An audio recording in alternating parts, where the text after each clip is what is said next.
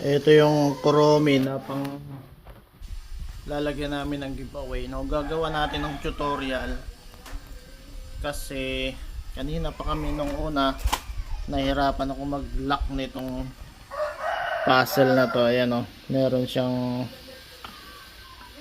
mga mechanism, no?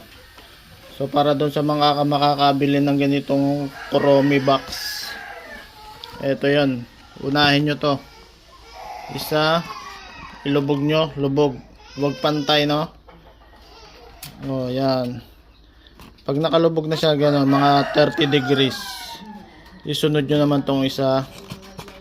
Ayan, tupiin nyo rin. Ayun, kailangan nakalubog, hindi siya nakapantay, naka-level, no?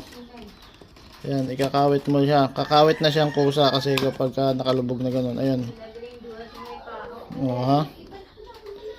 Tapos, ito naman. Kahit isang kamay, kaya mo na yan. O.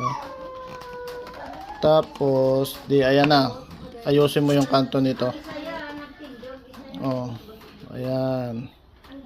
So, pwede mo na siyang itulak dito sa loob para pumantay. Ayun yung itsura niya sa loob, oh. Ayun. Pwede mo na siya itulak ng bahagya.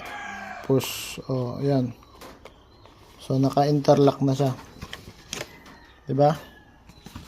Basic. Ganun kasimple, ganun kadali. So, ito naman, madali na itong itaas.